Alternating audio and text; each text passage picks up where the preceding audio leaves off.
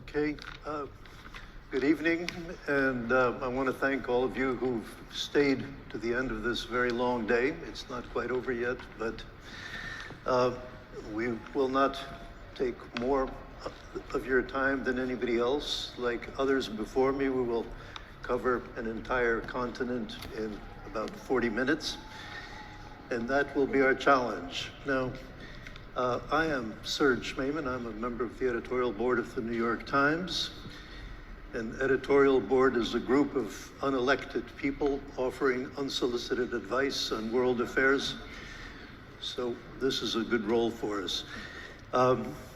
We will be talking today about Latin America, and in my preparatory reading, I found a very kind of dual image of the continent on every front. On the one hand, we're talking about one of the most promising regions in the world. There's no wars. It's the most democratic region in the developing world, and it's set to become an economic powerhouse with all the kind of green minerals that will be necessary for a green world. And at the same time, you read about a lot of bad news, democratic backsliding, politics that veer from far left to far right without any notice, and a region plagued by inequality, crime, drug trafficking, social upheavals. And despite similarities of language and history, there has been no successful attempt to bring unity, a European Union type of cohesion to the continent. So to sort out all these issues, we have a wonderful panel. Beginning from the end, Jorge Quiroga is a former president of Bolivia who's worked in many, many other positions, including the World Bank.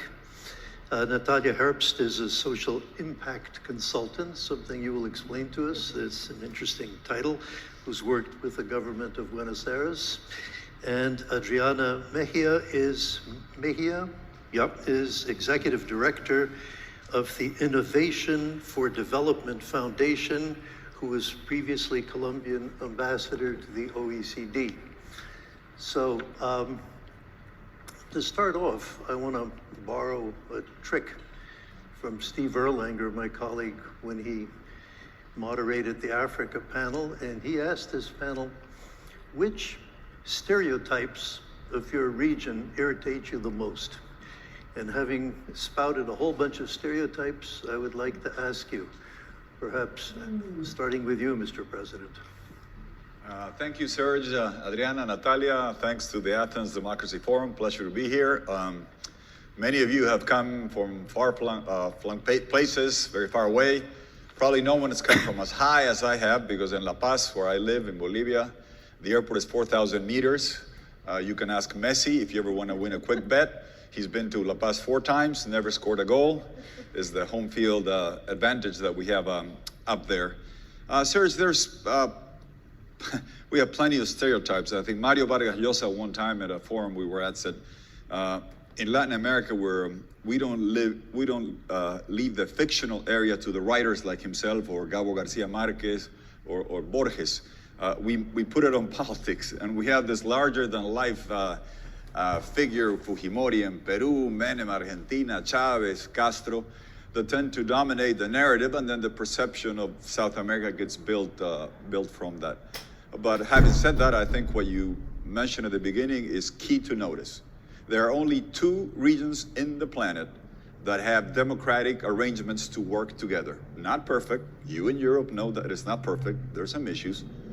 But we in Latin America, without having the frameworks that you have built in Brussels and the parliament and the currency and what have you, we do have the Inter-American Democratic Charter, the Inter-American Human Rights System, the Election Observation Mission. And I can tell you from experience, having gone to observe elections in Morocco, Egypt, Jordan, other places, that is something to be treasured. And the stereotype of instability does not correspond to the reality of what truly happens in the area. Now, having said that, in Latin America, we do have a democratic charter that says it is not enough to have geographical continuity or borders with countries to be a member of the club. We signed on 9/11/2001, which forever shall be the second most important or relevant thing that happened that day, for obvious reasons, in Lima, Peru. But we signed that saying, to be part of this club, you got to have free and fair elections, independent judiciary and institutions, free press, alternation in power, nobody can stay forever, things that you have in Europe. Is it perfect? No. Do we have exceptions? Certainly, glaring ones. We had 3 dictatorships in Cuba, Venezuela, and Nicaragua, but we do have a framework. And I know when you go to Asia and Africa, they don't have that. So having those common values leads to the challenge of why do we not do more integration with Europe and South America, but perhaps I'll leave that for another round to integrate, but I will leave you with a tantalizing thought. The train in terms of European, South American integration is about to leave the station and it's not coming back, because the trade arrangement discussions between Europe and South America, in particular through Mercosur, Serge, have been going on forever and ever and ever. It's a never-ending date and there's no marriage. And if Europe is not open for business, and the US, by the way, is not open for business, then do not please come preach to us about Huawei, no way, out of the way, get China out of the way, because China is actually open for business. Yes, do I like their politics? Absolutely not. But for South America, they're the #1 or #2 trade partner. They're the buyer for commodities. And I can name 3 presidents that I know well.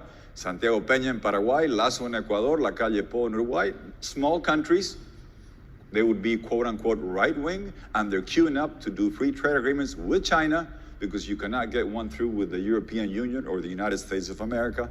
So perhaps we have the Spanish presidency, and I left you with a thought, is this semester it ends in December, and I know they're going through the difficulties of setting up a government, but if with the Spanish presidency, we cannot get through the Mercosur European negotiation, down the road, we'll be looking at trade agreements with China, and many in Europe will be thinking, why did we lose the South America links? Well, perhaps because the French agricultural subsidies were stronger than the need to do integration with South America.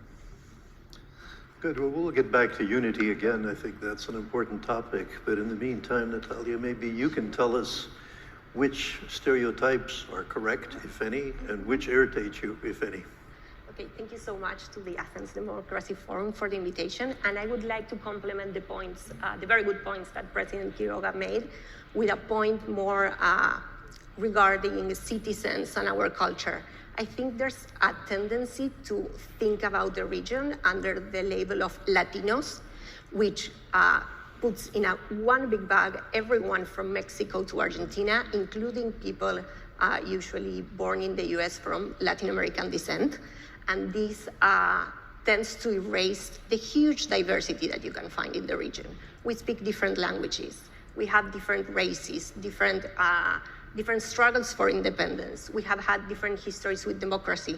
And I think that when you use one unique label to talk about all of us, it permeates into political discussions, it permeates into cultural discussions, and it erases all the richness of our diversity in the region. Mm-hmm. Adriana, can I ask you the same question? What do you?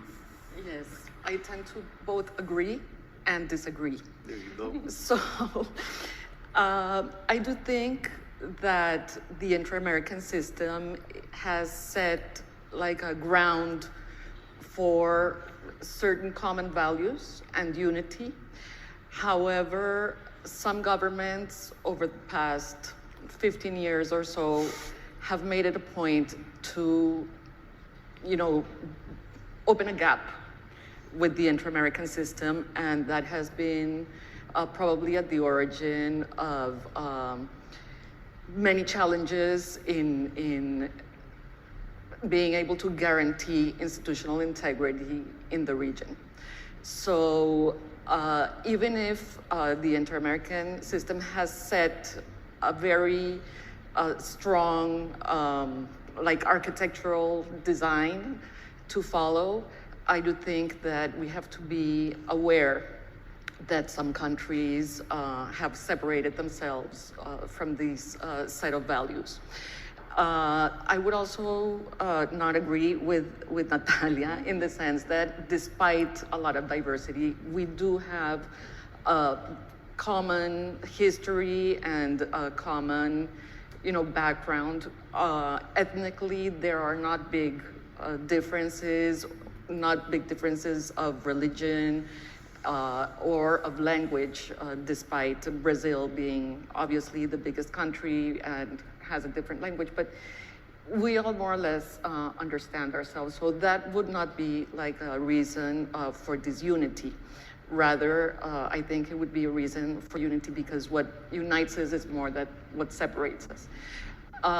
Thinking of the stereotypes and your introductory diagnosis to the situation in South America, I would say that maybe a pressing challenge does have to do with criminal activity in the region, the proliferation of criminal economies, and the way that in many cases this has captured important parts of the state, especially in those countries where democracy isn't alive and well.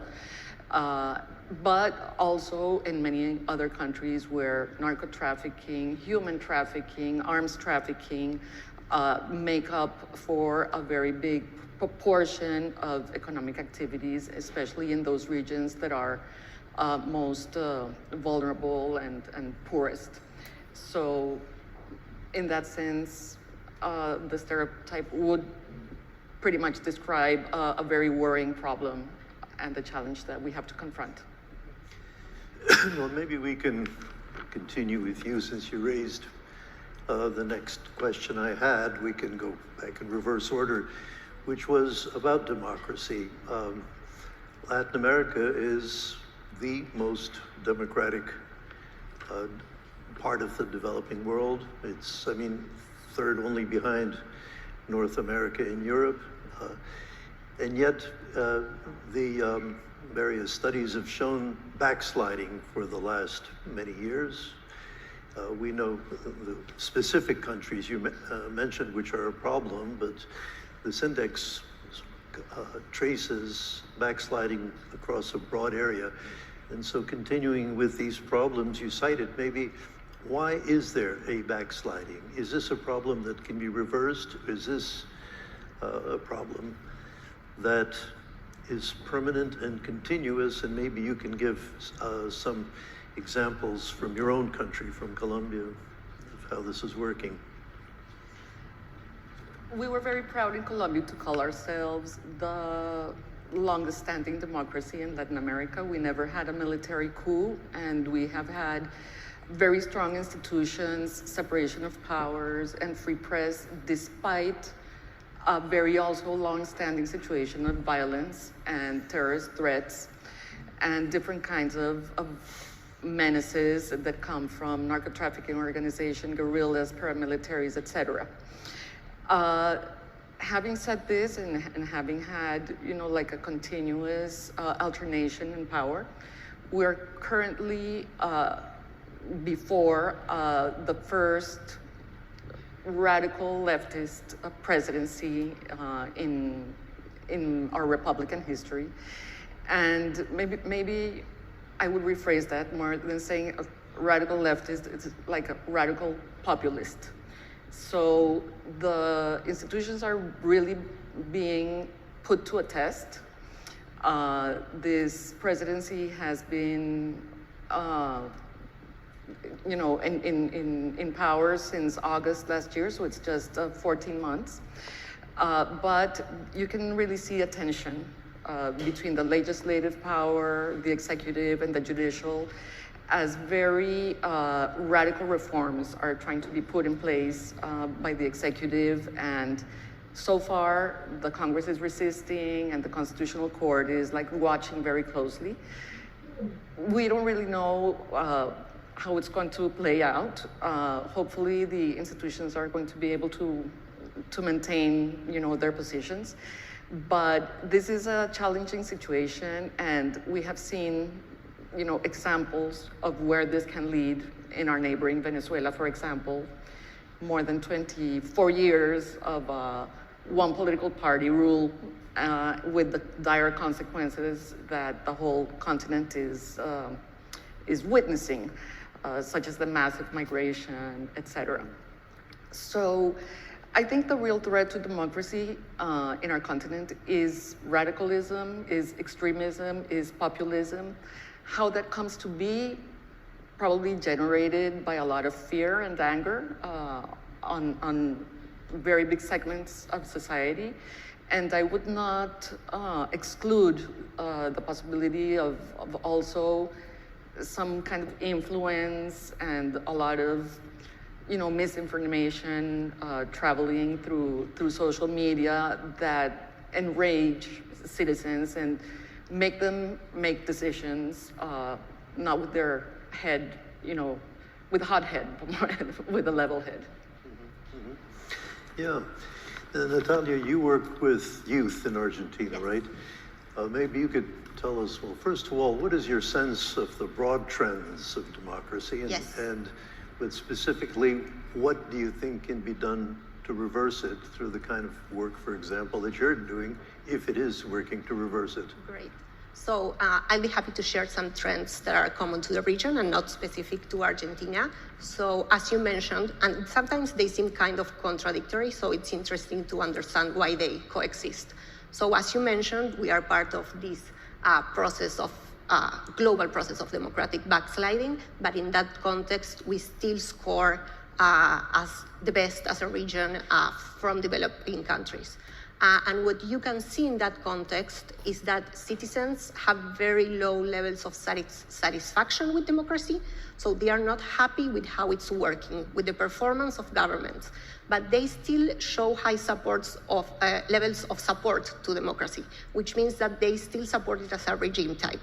So what you have is a problem that is more aligned with the performance of government than with the value of citizens, which is a fairly positive starting point. This very challenging situation for governments to deliver successful policies that bring prosperities for the majority is combined with a perception from citizens that once in power, politicians are way more concerned about their own survival, about remaining in power, and with the needs of the elites rather than creating prosperity for the majority. And this has progressively created an erosion of trust in government. If you ask people in Latin America, 77%, which is a very high number, will tell you that they don't think that political parties work well, but the same kind of amounts consider that democracy doesn't work without political parties. So this brings us to a situation in which I think that the tactics of authoritarian actors have shifted. In the past, as Adriana mentioned, authoritarians used to get into power through military coups in the region in most cases. And currently, their tactics have shifted into infiltrating democratic institutions via elections, either in old parties or starting new movements, and debilitating the system from within. And I think this is a very dangerous trend that we need to be very attentive to. In relation to youth, I was extremely privileged to serve in public office under a mayor at the city level who then became president. So I also served at the national level, at the federal level, who firmly believed that youth policy had to be developed and implemented by young people. And so I did this at a considerably young age. And this was not just like having us there for the photo op or having us have an opinion and leave. We were given resources, we were given decision-making power, and we had a mandate to define the priorities of our generation. So my call for everyone here in the room who has a political power or is in politics and is building teams is find the talented youth in your communities, invite them to participate in your teams, because young people are ready. Young people are already creating incredible impact in their communities, and more than anything, they deserve to shape the future that they are going to live in for longer than all of us. So that's my ask for everyone here, and my ask for young people in the room is go and claim those spaces. Thanks. Jorge, I'd like to hear your opinion about the broad trends of democracy, but I'd also like to get you back to the topic of unity about which you were speaking earlier. in June, President Lula of Brazil held a conference for South America, not all of Latin America. It was again an attempt to get unity, and there was a lot of talk, set up another committee, but at the same time, he gave a warm greeting to President Maduro of Venezuela, which got a lot of people irritated. Was that a sort of a symbolic representation of the broader problem that the shifting ideologies tend to stand in the way of greater unity? Serge, it was a very disappointing moment because Brazil is very large, very important, and for them to pretend that Venezuela is a democracy and to a criminal tyrant welcome him like he was a democratic leader was extremely disappointing. And it was also disappointing that along those lines, Brazil has a very ambiguous position vis-a-vis the Russian invasion of Ukraine. The government of Brazil one time said that Zelensky should not be so greedy. He had to just give up Crimea. I can tell you, Brazil took a lot of our land away. They took El Acre, big area, in exchange for a white horse by brute force in the 19th century. So if Brazil's feeling so generous with Crimea, why don't they give us back the Acre? I'll give them back the horse, if that's how they want to deal with it. And it is disappointing. I think that the point of democratic backsliding has to do with that, Serge, and we are at a very critical juncture in the following. When we signed the Democratic Charter in 2001, there was one lone exception, Cuba. Imperfect democracies everywhere else, yes, but we had a club of democracies. Now we had 3 outright dictatorships, and my country on the waiting list, and Guatemala in peril and what have you. And there's plenty of issues. Drugs have taken control of the state in Guatemala. They've seized parts of Mexico. They seized parts of Venezuela from Colombia. There's many things that have to do with that. But Venezuela, Cuba, and Nicaragua are the axis. How did this come about? It was basically a joint venture between the Cuban repressive know-how that they learned from East Germany and the Venezuelan how to pay with a petro-oil checkbook. And they seized control of the hemisphere. There was backsliding. Chavez passed away. And the problem with populist governments is the recipe is populism to get there, hegemony to stay longer in power, and then tyranny to stay forever. And they have reached the tyrannical phase in all those 3 countries. And we have Venezuela, we're supposed to have elections. Nicaragua, there's not a prayer. Everybody who raised their hands saying, I may think about I'm thinking about running for president, they were jailed, deported, their passports taken away, and their houses confiscated by Ortega Murillo. Cuba, you know the story about Cuba. They have a gerontocracy. Sometimes people talk about the gerontocracy in the U.S. Let me tell you, the Cuba, Raúl Castro, Ramiro Valdez are older than my dad in Bolivia, who cannot renew his driver's license because he's too old. And these people have license to destroy other countries, unfortunately. Venezuela is up next. There's a heroic woman, Maria Corina Machado, follow her. And I don't want to over-glorify her, but we, Europe and Latin America, have something in common together. Zelensky in Ukraine, and I don't want to put Maria Corina to her level, Maria Corina Machado in Venezuela. We have elections in Argentina October 22nd. We also have primaries in October 22nd in Venezuela. She is going to win by a landslide. If there was anything close to a free and fair election, she would beat Maduro in a landslide. Are we going to have free and fair elections in Venezuela? Are we going to help Zelensky free Ukraine? And those things are tied together, and I'm not overstretching it. Why? I don't share the Biden definition of when the Russia started autocracy against democracy. It was territorial integrity and sovereignty, which we understand in Latin America very well. If not, ask the Mexicans. They want California and Texas back still to this day. We understand that. Because if you say autocracy versus democracy, Serge, and then you say, oh, Saudi Arabia, oh, China, oh, Turkey, would you please help us on this autocracy versus democracy? People go, how's that work? No, it's territorial integrity and sovereignty. And we are very sensitive to, China should have been sensitive to that argument. But the problem with Putin is that he runs Cuba, Venezuela, and Nicaragua. You watch this year, Raisi, the envoy of the Ayatollah of Iran. Where does he go? Cuba, Venezuela, Nicaragua, with the Iranians. They run parts of Venezuela. Lavrov comes to Latin America just last April. He does the tour of Cuba, Venezuela, Nicaragua. The regimes are sons of Putin, which in Spanish is puncher, hijos de Putin. It's puncher in Spanish if you get the translation. So, yeah, they're not, and the translation doesn't work so well. I'll give you another example. But anyway, so Russia is very involved in this area.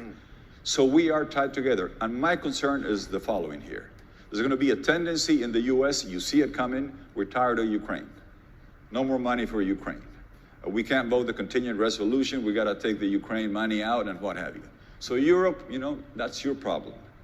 And there's a tendency in Europe to say, we're tired of helping Venezuela. Maduro, that's your problem, somebody else's problem. So then let's each go our own way. And the next few months are critical. There are sanctions that have been imposed on Russia because of the invasion. Are you going to start relaxing them in the US? There are sanctions that have been imposed, not to the same degree, in Venezuela. Are you going to start relaxing them? They say we will lift the sanctions on Venezuela if they have free elections. And what are free elections? It's not the balloting and voting on blockchain. It's Maria Corina Machado has to run for president. That's a free and fair election. Otherwise, you won't get it. And when, at least as far as I'm concerned, Serge, so far as Ukraine is concerned, Slava Ukraina, Heroim Slava. Keep going, Zelensky. If you defeat Putin, it will do more for democracy in Cuba, Venezuela, and Nicaragua than you can dream of. Well, now that you've raised the topic of autocracy versus democracy, there is a very interesting case history right now in Latin America, which has nothing to do with Putin or Ukraine, but has everything to do with a popular perception that autocracies are more efficient at solving major problems. This was in El Salvador, which had an enormous crime problem. It was out of control.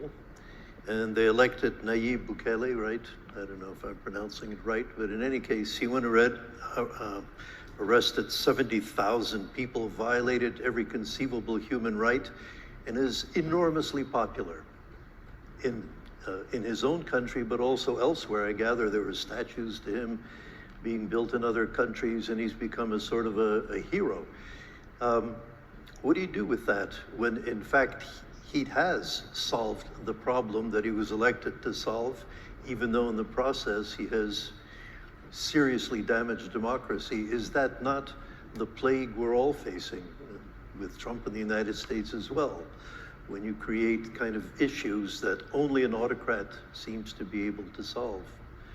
Maybe you'd like to, I mean, we're running a bit out of time, so yeah, that's if we a very could. difficult question. Yeah. And as a Colombian, I can also say that Colombian citizens have voted many times in favor of security, because security being like the most fundamental right of all.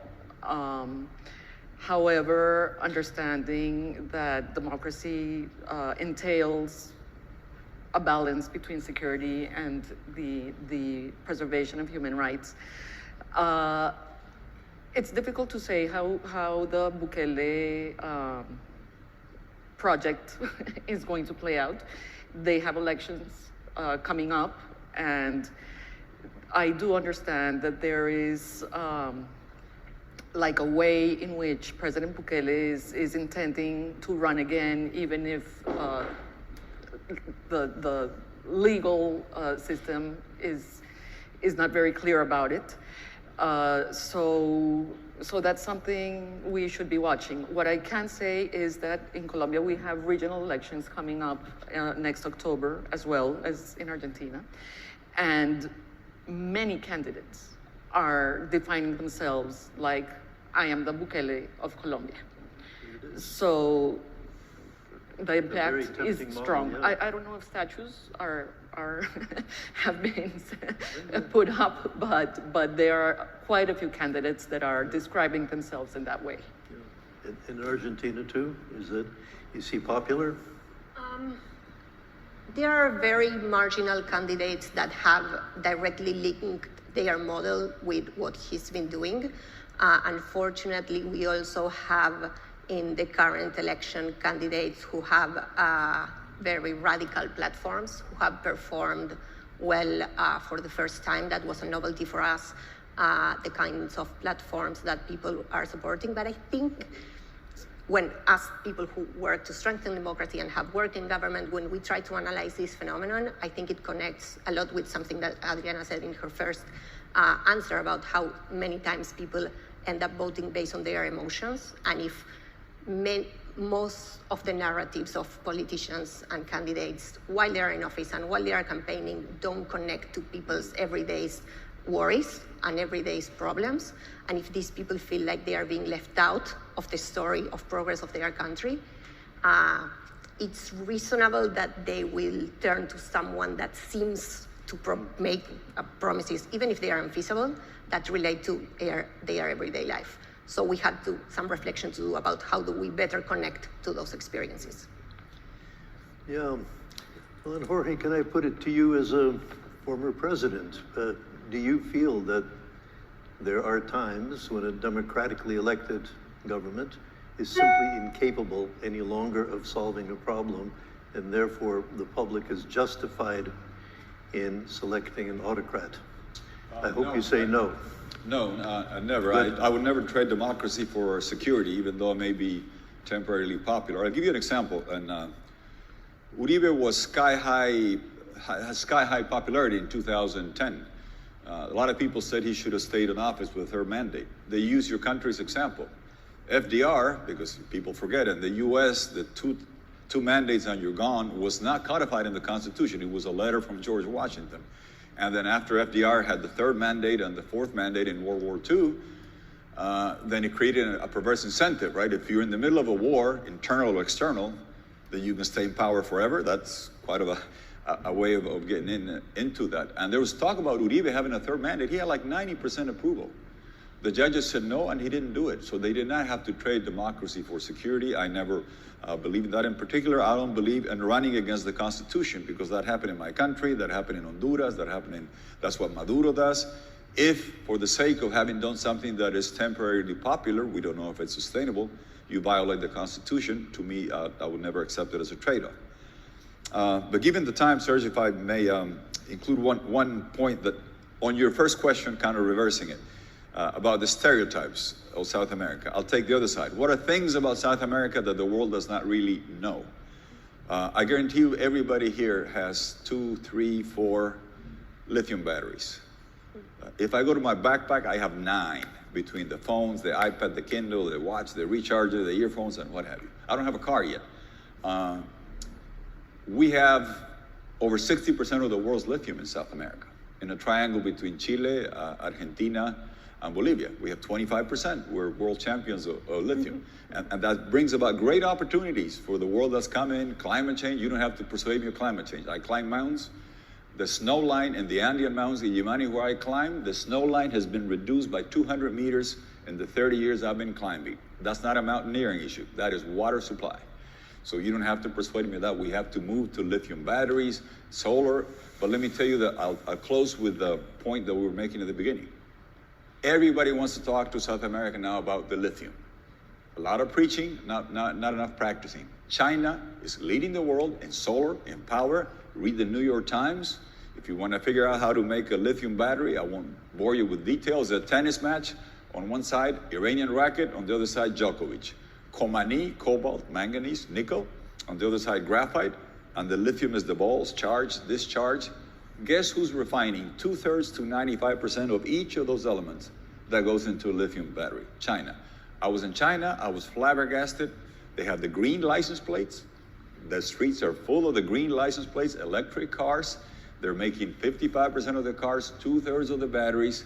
They want to engage with South America. And when we go to Europe and say, the trade agreement that we've been talking about for a long time, it's not there. If you go to the US, we used to have a Republican majority and some Democrats that were open to trade. We used to have a Democratic majority and some Republicans that were open to migration. Now, in the US, they don't want our people, they don't want our products. Europe doesn't want to trade. China buys the commodities. They're doing the lithium batteries. And let me tell you that we could get to a situation where the future of electric batteries, lithium-driven with South American lithium, the production chain will go across the Pacific with China.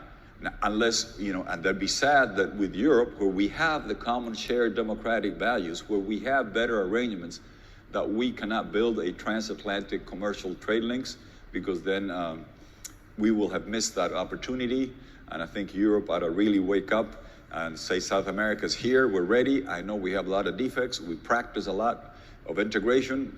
We don't preach a lot, we don't practice a lot. We're very good at talking, Mercosur, free trade and the South America, it's crap. Excuse my French, it doesn't work very well. The only place where Mercosur works is in the front line of European soccer teams. That's the only place where Argentina, Brasilia, Neymar, Messi, Suarez, they play together. Back there, not so much. But still, doing trade agreements with a bigger foreign entity, be it Europe, the US, or China, tends to give you rules of engagement vis-a-vis trade and investment that help you achieve what was done with you. But if you were able to use in Europe steel to integrate, perhaps we can use lithium in South America to do the same. I'm very glad you brought up all these issues, because that was what I had hoped to discuss next if we hadn't run out of time, which always happens. But I think that is really a key takeaway, that all these key minerals for the green future are in South America, and that only China seems to be seriously aware of that. I think that is a major point to make. I'm very sorry, but we have run out of time. So those who have questions, you can rush up here and attack the panelists. But I want to thank you all. Thank you so much. Very, very interesting, and have a lovely evening. Thank you.